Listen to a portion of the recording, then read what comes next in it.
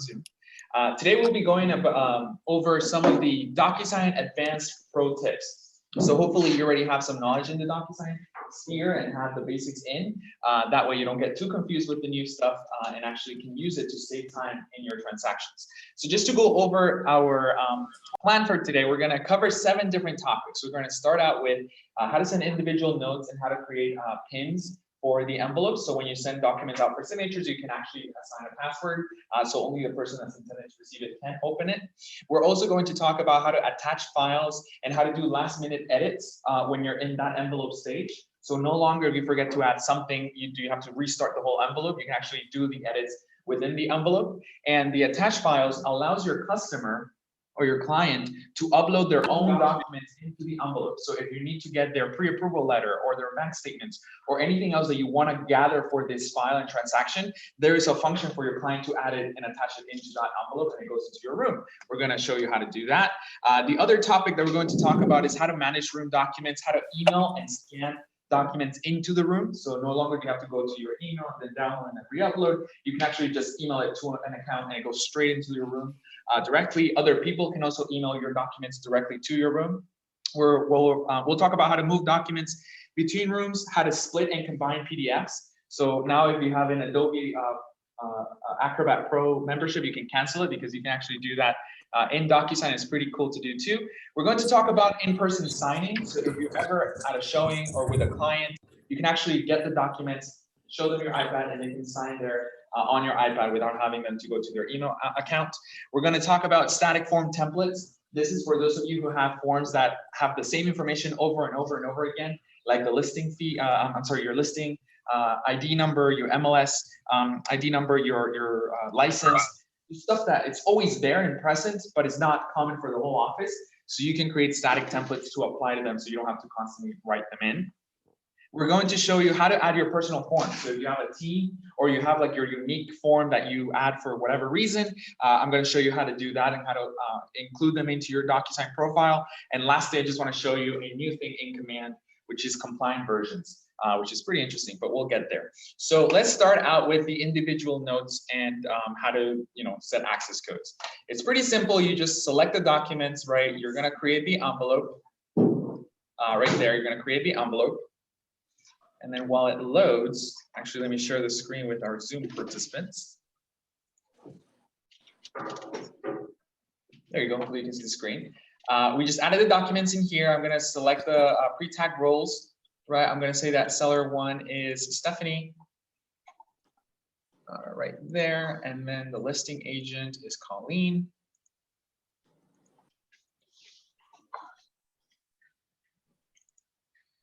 And then I'm going to click add selected. We just added the recipients. How do we add special notes to them, right? So as we all know here at the bottom, you can add an email subject line and an email message that everybody that you're sending it out to receives that message. But if you need seller 1 to get their own special email or their own special message, you can click where it says more, add a private message and type it in here. So they'll still get the email subject line that everybody will receive, but the body will be different. It'll be whatever you specify there, right? So this is just a way to customize. If you have 3, 4, 5 different people, they can all get their own unique note. Also, through here on the more section, you can add a access authentication code, and there you can put the PIN would be 1, 2, 3, 4. So if you're sending it out to an email address that is accessible to more than one person, but you want to definitely make sure only that person signs it, you can click the access authentication code, and when they receive the envelope for signatures, they would type that password that you specify there. All right, so that covers the first section. Now, let's go and talk about how to attach how to allow your clients to attach files and how to do last minute edit tools. So we already added the documents. We thought we pre-filled them in correctly, but there is something that's missing. So what I'm missing here is, let's just wait until it loads. I forgot to put the MLS number. Oh my God, do I have to go back and redo this form? No, you don't. Over here on the left side of the screen, there's something called pre-fill tools. When you click on that, you get these set of options. You get text, checkbox, radio, and line. You can type text, put it in there, type the MLS ID number, let's say 2001598, right? Leave it there. And the great thing about this is everybody in this envelope, all the recipients will see it. I know we had an issue a while back where what we did was we actually selected here the text, like the yellow one, typed it in there, but then what happens is only the person that's assigned to color yellow will see that change. So as we can see in this envelope, we have two persons. So Stephanie will not see whatever gets typed in here until after everybody signs, right? So this is a new tool that DocuSign provided to us, which is the pre-filled tools, and any edits that you make here will be visible by every member of that envelope.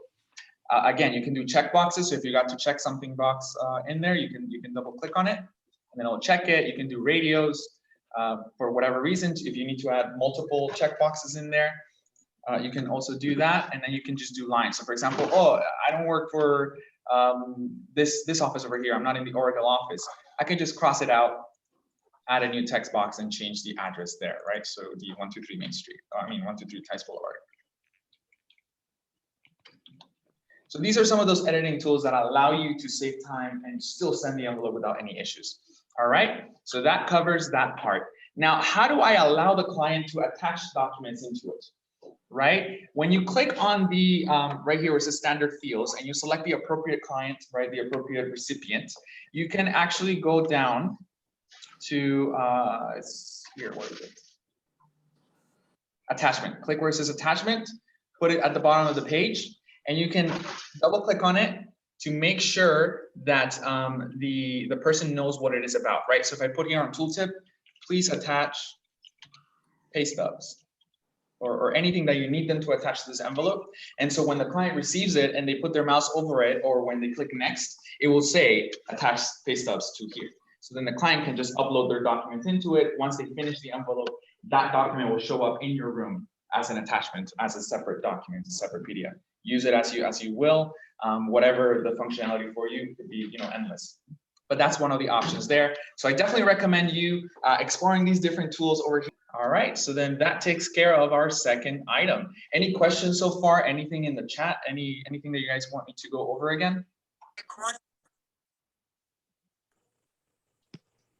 Nothing in the chat? All right, cool. So actually, now that we're here, let me skip ahead and talk about point number 4, in-person signing. All right, so as you can see, these two people need to sign here. What happens if I don't have the time or they don't have an email address to send the signature to?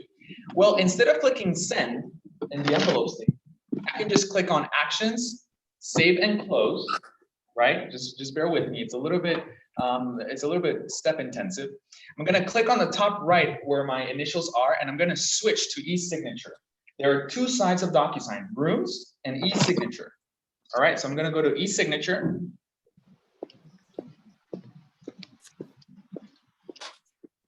And then I'm going to click on manage, drafts,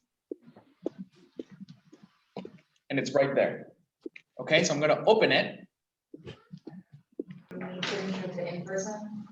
Oh wait, I think I did do it right. Hold on, I'm just missing one step. Advanced options. There it is. All right, oops, I was right. Okay, so I clicked on continue, and then here at the bottom where it says add recipients to the envelope, I can actually click where it says needs to sign and change it to in-person signer. All right, so when I click in-person signer, I have to specify who the host name is. Why? Because if this is where to stand in some kind of legal trial or some kind of legal challenge, we need to specify who was there, who is kind of like the witness to that signature, who provided them that access. So I'm gonna say the host name is myself, and I'm gonna add my email address there. All right, and I'm gonna click next. I'm going to click send. All right, what happens now is you get an email with that link and you can sign it there with your client. But that's pretty much the theory and how it should work. So now let's go into the next step, how to manage room documents. So let's change again to rooms. Again, there's two sides of DocuSigns. There's rooms and e-signature. So if, for example, I have two opportunities, right? I'm representing the buyer agent and the listing agent. And then on the listing side, I have the lead paint disclosure and I need my buyer person to sign it. So instead of emailing it to the other person and moving it outside of DocuSign, you can actually send that document within the DocuSign universe. So I'm gonna go here on DocuSign, I'm gonna select the document I need to send over. I'm gonna click where it says move. And then I can actually specify what room I wanted to send it to, right? So active rooms, and then I would just search the name of the other room for the buyer, right? Yeah. Does it actually move it, or does it copy it and move it over? Like, is it taking it out of the original room or moving it into the new It's room? making a copy to the other one. Yep. So then I would select the one that, that I want to move it to. I'll click move, and now I'll have a copy of this document in the other room to be accessible for your buyer transaction, right? So when you're trying to handle a dual transaction, this is something that could save you time by just moving things within the rooms. Or for example, if you created a room that's not connected to command, you don't have to restart the whole process. Just move all your documents into the new room that is connected to command. All right. Any questions on this on the chat? Anything over here? We're good. All right, perfect. So now let's move over to the fifth topic that I want to talk about. It's called static form templates. Again, this is for those forms that have repetitive information that doesn't change from deal to deal, like your MLS ID number, like your license number, things like that, right? So today we're going to talk about the commission bill, right? We're going to create a static form for the commission bill. The way that we do that is we click within the rooms, we click on My Docs, Form Templates, create a form template, and we're just going to choose that specific form that we want to create a template for, right? So we're going to do it for the commission bill. Where is it? You can actually type it here. There it is. So we're going to select the commission bill. We're going to click use. Now, while this loads, keep something in mind. Any information that you add here is static and you cannot change it. So as soon as you apply this template to any form, you cannot delete whatever you apply. You would have to delete that form and re-add it again. That's why it's called static. Correct, right? So it's something that will not change. So only I wouldn't add an address field here because you don't have the same address for every transaction. But I would certainly add my name. That doesn't change, right? And then I would certainly add my license number. In this case, we're going to use Colleen's 9696440, right? And then we're going to click save and close. And so right there, I have the KW Valley Commission Bill template. Now, how do I use it? Fun question. Yes. Hey, you can rename it. You can certainly do that. You can click on where it says edit. And then right here on the top left on that pencil, you can change it. So for example, you could put a commission bill in your case, JP, you could put New York, right? Because your New York license is different from your Jersey license. So you can do that. You can have multiple templates for the same form. It's really up to you to customize and how it can best save you time.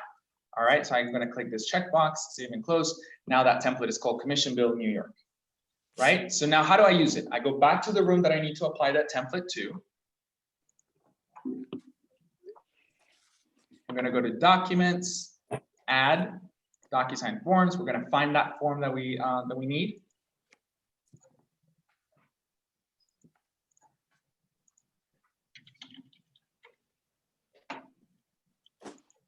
And you see how this dropdown shows up? That would not be in the other ones that you don't have a template for, only the ones you create a template. So now I can click on it and I can apply the one that's specific to it, right? It's not going to show you every template that you have. It's only going to show you the templates that are applicable to this specific form, right? So if you have New York, New Jersey, Pennsylvania license, whatever, they will all show there. I'm going to select it. I'm going to click add selected.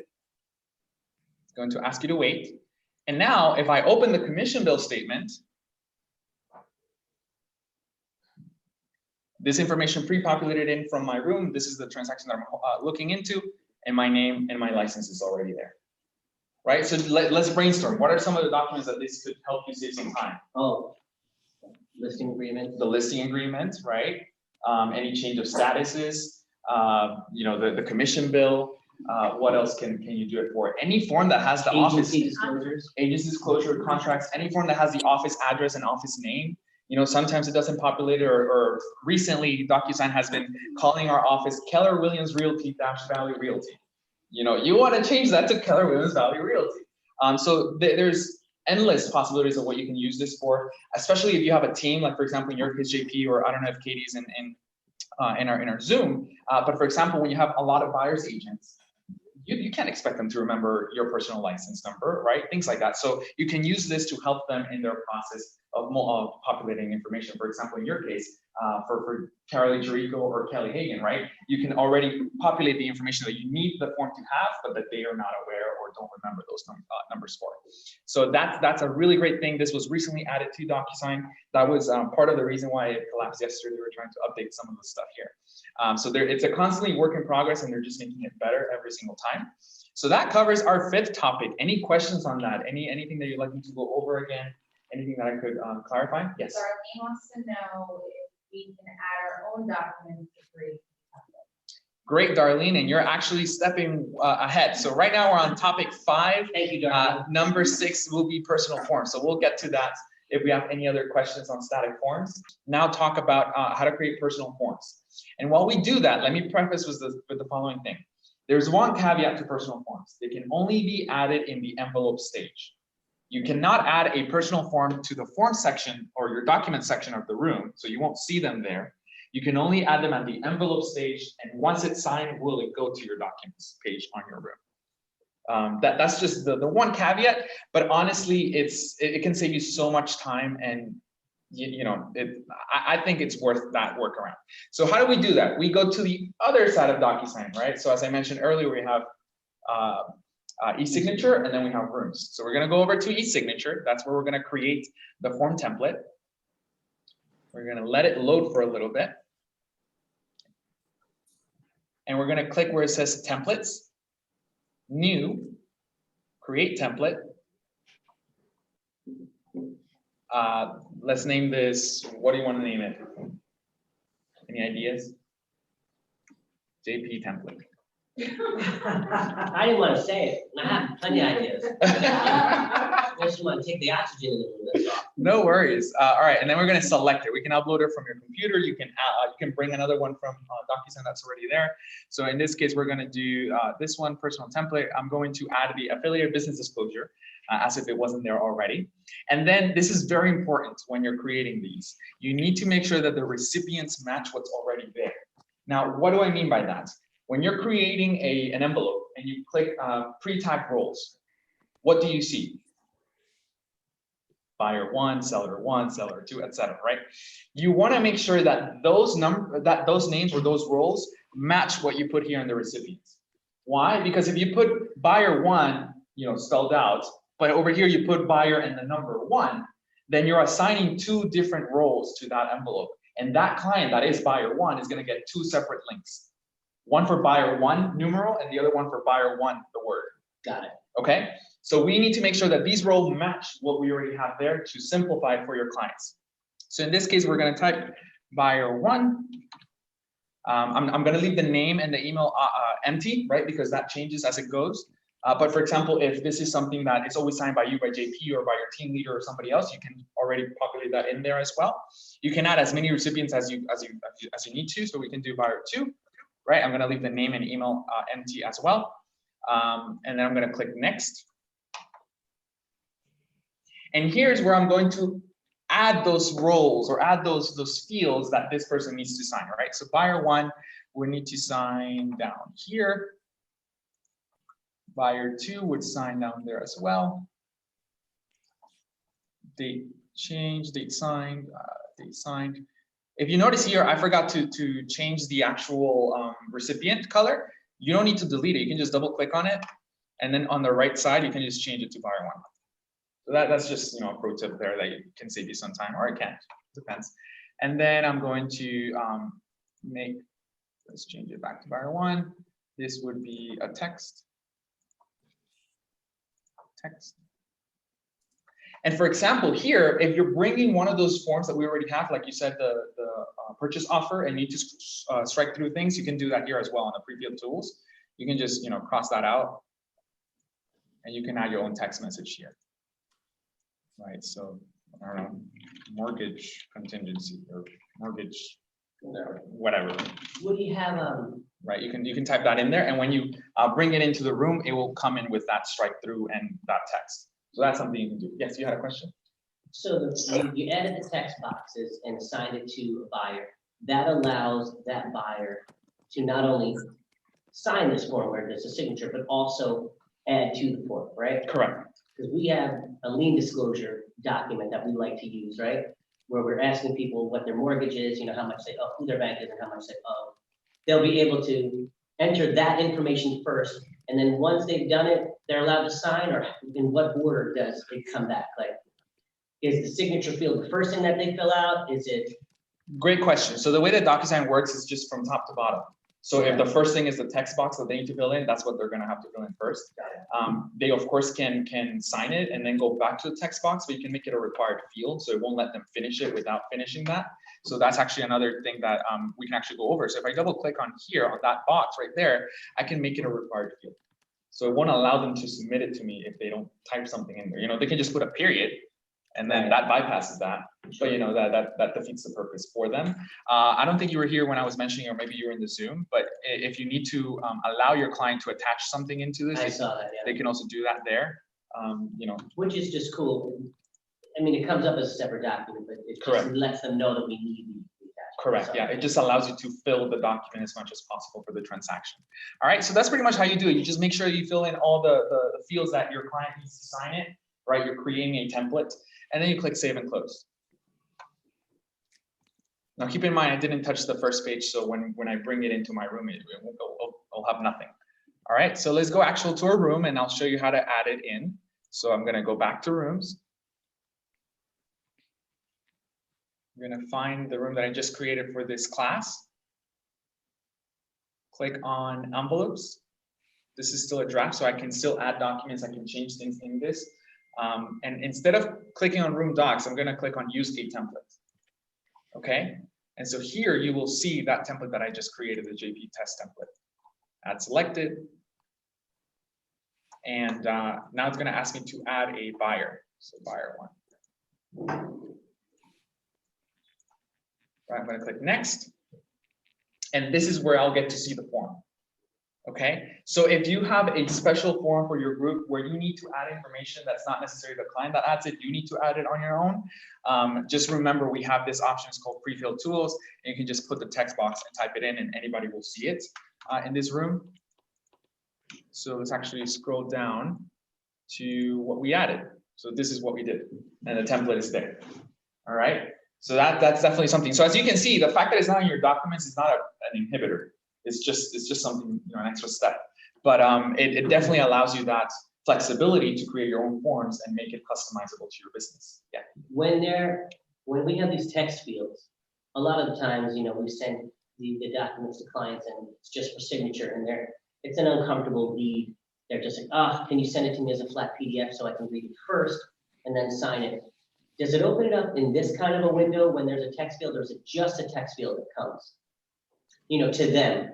When, let's just say that you share this via email, right? You say send to client, and it says you have some things to complete. And the client says, I have this text field. Is it bringing up the document at that point, or is it just a blank text field that says type here, type here? It will show them the blank document with the fields that can be It'll edited. show it. Like, But I think I understand your question. There's something you can actually do about that. So let's just go back to receipt. Oops, no. This is what they're going to see, right? They're going to click start, and it's going to drive them through that. But there's a way for you to change that. So I'm going to click save and close. If you need them to first preview the document before it enables them to sign, that's kind of your question, right? just reading it in its entirety. Before they even sign it. Correct. Okay, yes, there's something you can do, and that is in the recipient phase.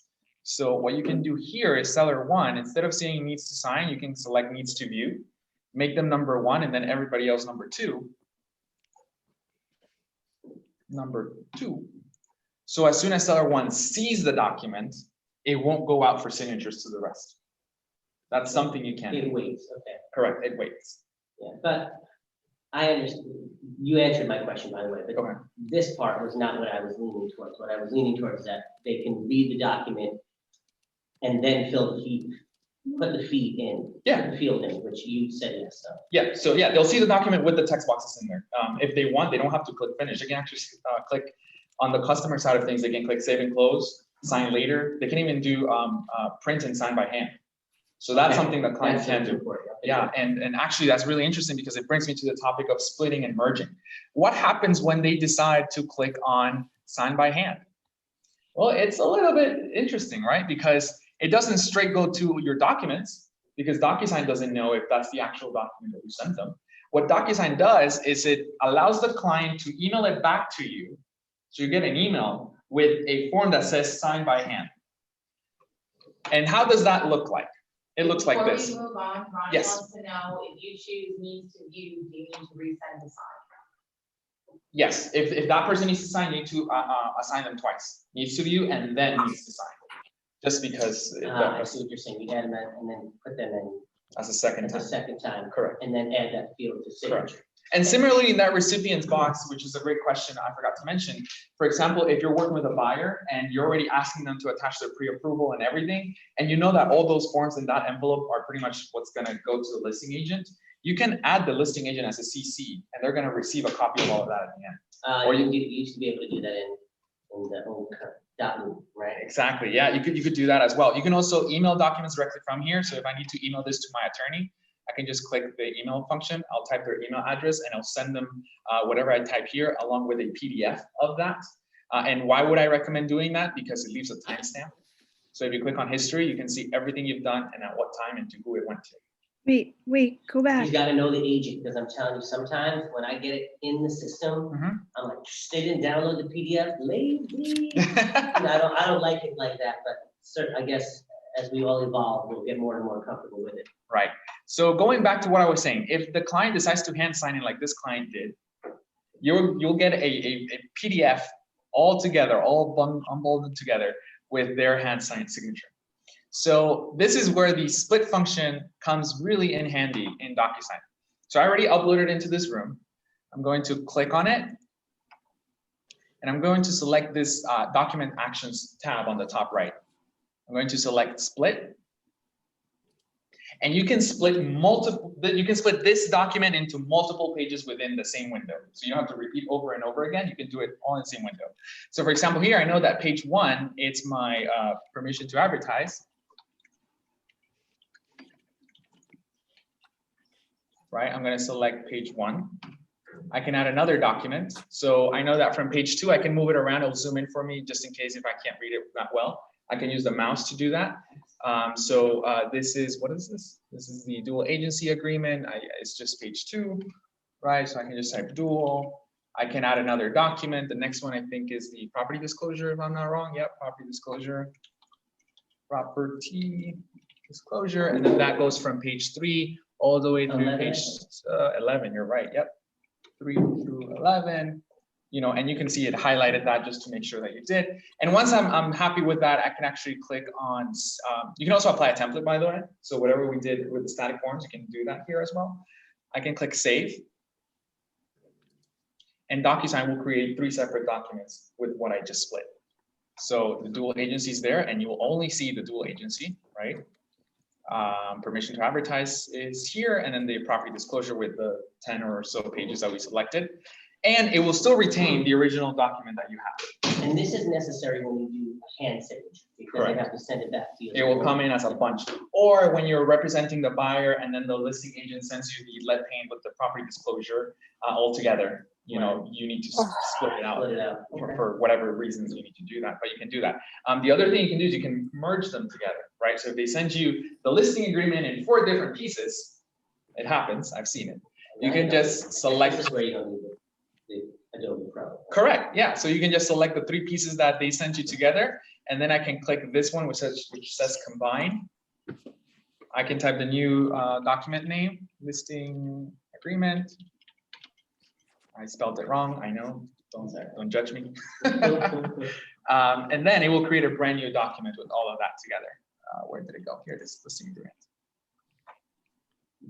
And now they're all merged together.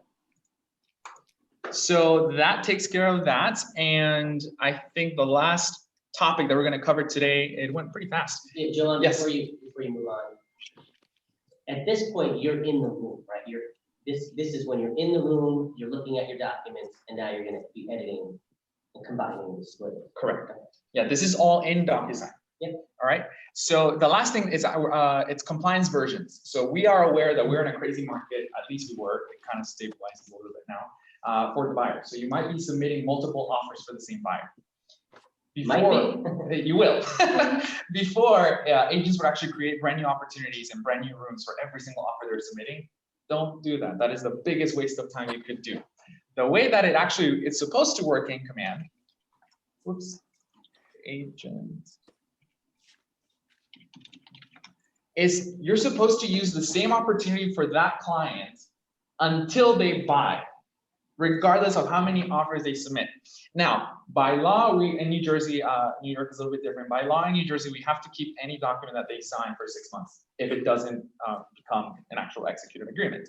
If it is, then 6 years. So some people would say, well, that's why I'm creating the different opportunities to make sure that the documents are there. Well, Command actually has something called compliance versions. So you can have compliance version 1 for 1 to 3 Main Street, and anything that you upload there will stay with that with that opportunity. And then you can create a brand new version. So compliance version 700 Kindermack Road, and any documents that you upload in that version will stay there without commingling with the previous one. So it kind of sounds a little bit confusing, but let me show you. So as you can see here, it says consultation. There's a little drop-down menu.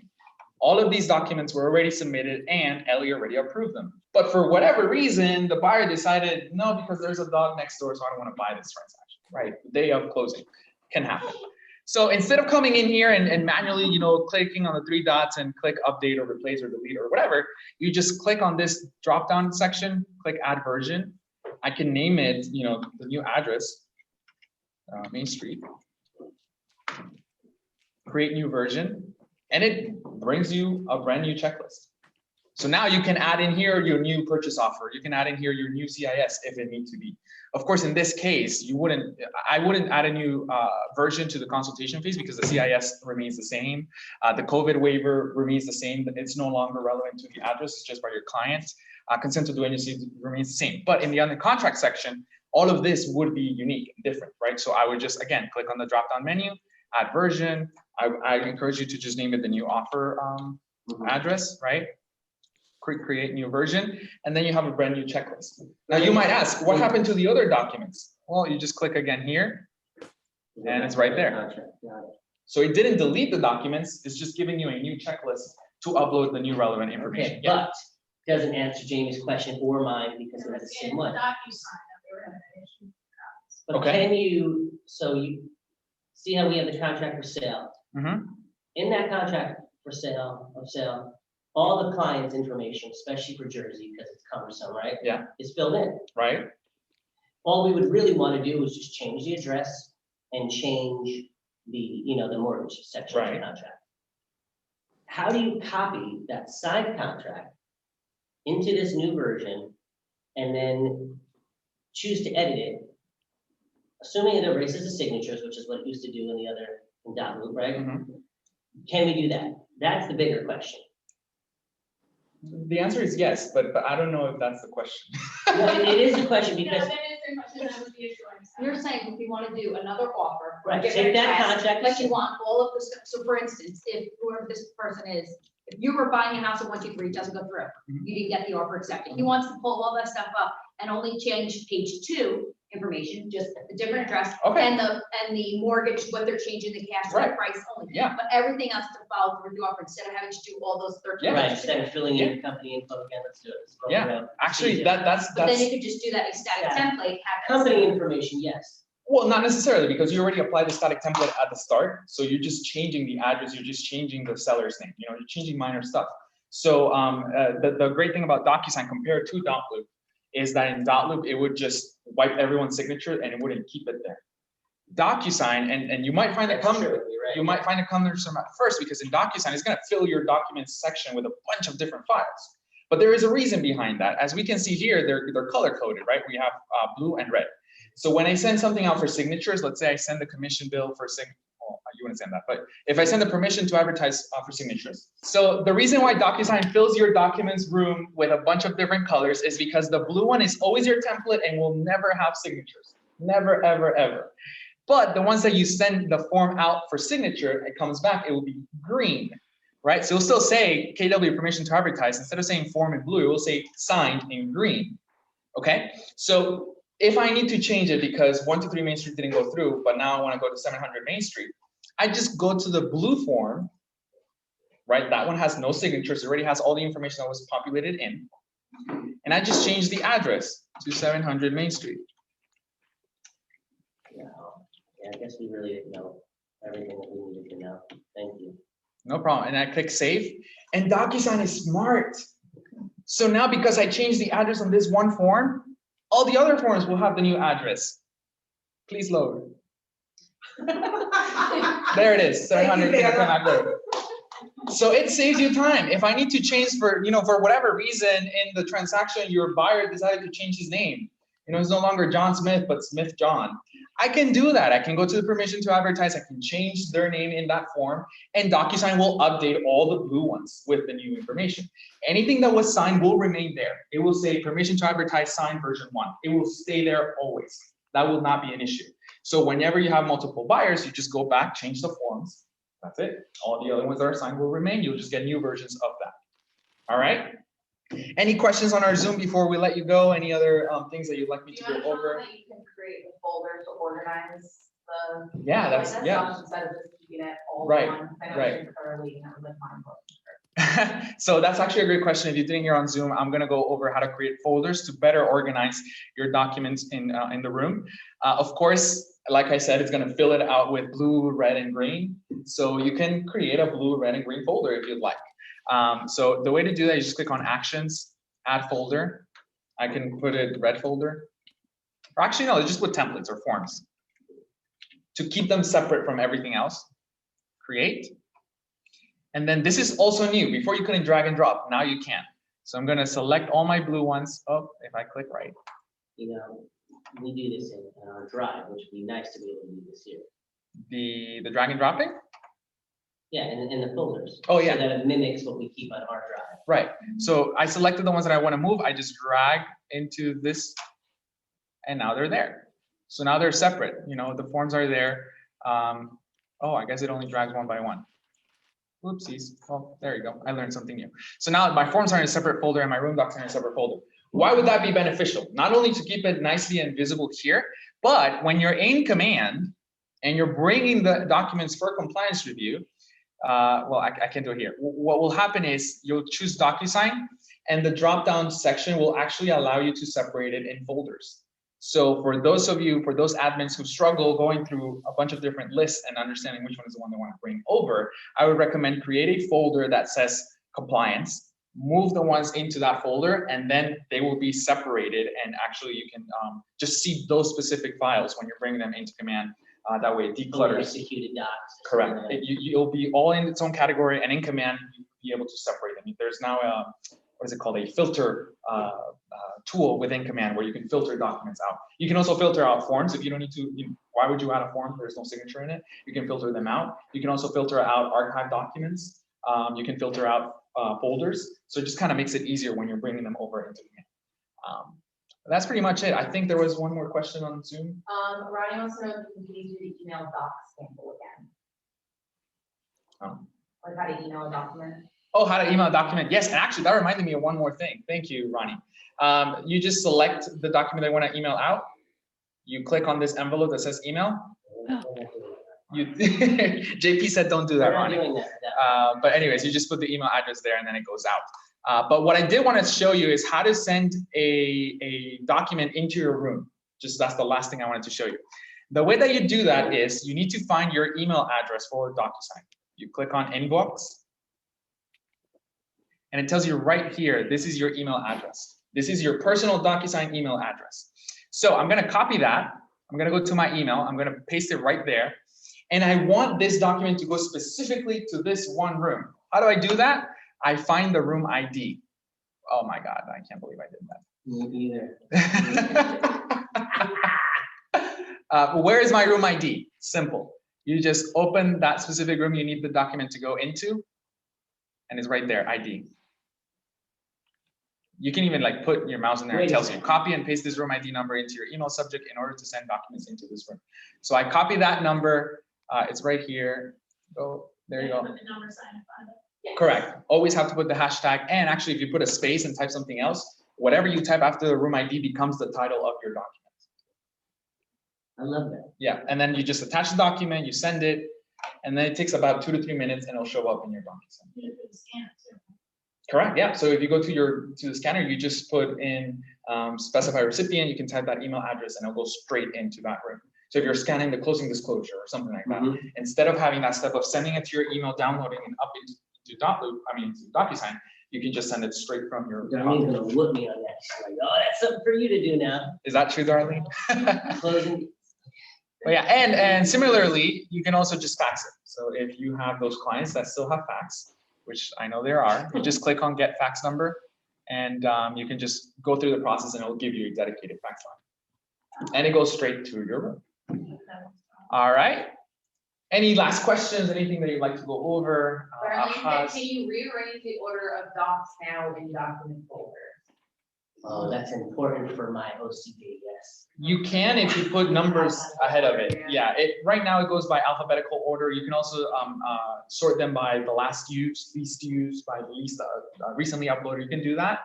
But if you want to have a specific order based on the names, there isn't nothing you can do. You can just put you can put one dash exactly, and that will definitely move them according to that. But I don't know why you want to do that. Oh, because they work with me. Because they work with you, okay. And it has to be that way. Like if you send it, you have to have a listing agreement, the rider to listing agreement, the agency disclosure, the lead paint disclosure, the property condition waiver, their lien disclosure. It's all, there's a certain order where the way they should read it. Right.